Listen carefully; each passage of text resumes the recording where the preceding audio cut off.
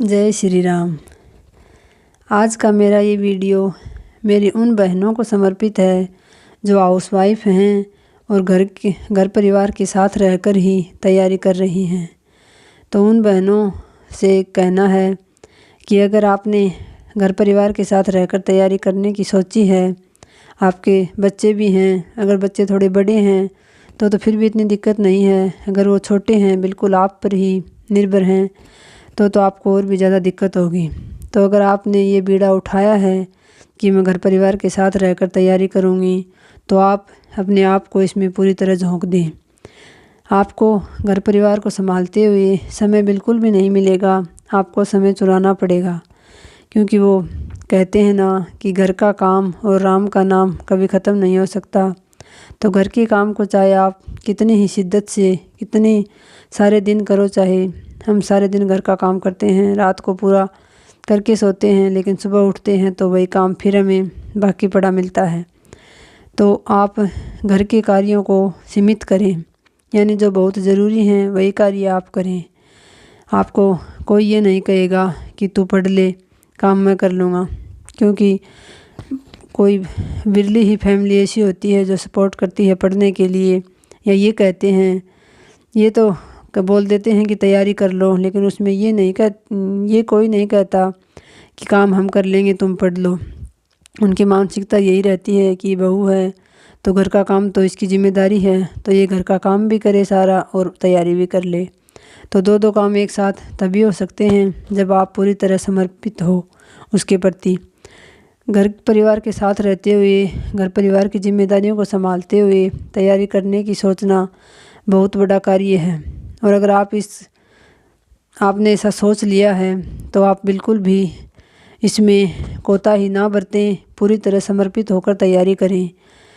आप ये सोचेंगे कि काम आप थोड़ा कम भी करेंगे तो भी चलेगा, बहुत ज़रूरी है वही कर दें, तो बाद में साफ़ सफाई बाद में करते रहना। जैसे आप ये सोचो कि मैं पूरी शिद्दत से परिवार को भी संभाल लूँगी, सारा काम भी कर लूँगी व्यवस्थित तरीके से और पढ़ाई भी कर लूँगी, तो ऐसा तो संभव नहीं है।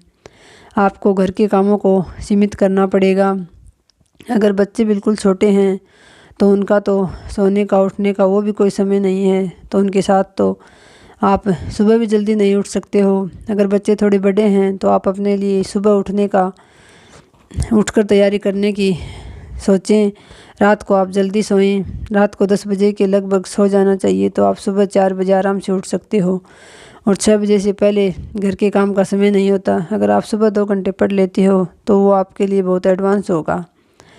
तो जो भी बहनें हाउसवाइफ हैं और घर पर तैयारी कर रही हैं, उनसे मैं यही कहूँगी कि आप घर का काम करते करते भी कानों में आप ईयरपिन लगा लें और वीडियो सुनती रहें आप, क्योंकि यूट्यूब ने आज सब कुछ आसान बना रखा है। आप किसी भी टॉपिक को सर्च करके देख लो, आपको उस पर हज़ारों वीडियो मिल जाएंगी। तो जो भी आपको समझ में आए आप उनको वीडियो को रेगुलर देखो, तो आप पूरे सिलेबस को आराम से एक बार काम करते हुए सुन भी सकते हो। अगर आप एक बार ऐसे सुन लोगी तो उसके बाद आप उसको किताब से पढ़ोगी तो आपको बहुत अच्छे से समझ में आ जाएगा।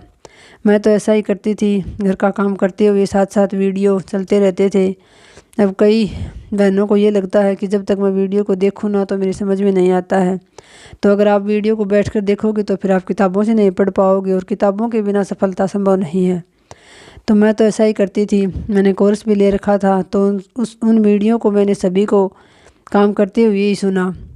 बाद में नोट्स बनाए PDF से, तो उनको बार बार रिवीजन कर लिया।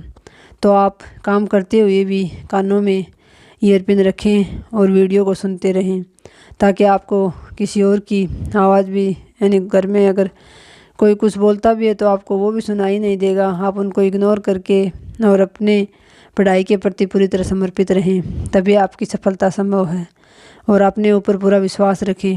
अगर आप तैयारी करने की सोच रही हैं, ठान रखा है आपने, तो अपने आप पर विश्वास रखें, अपने इष्ट देव पर विश्वास रखें, तो आपको सफलता ज़रूर मिलेगी। तो एक बार अंत में फिर यही कहूँगी कि आप घर के कामों को सीमित करके और अपनी तैयारी पर ज़्यादा ध्यान दें। काम करते हुए आप वीडियो सुनते रहें और काम को सीमित करें। आज की वीडियो में इतना ही।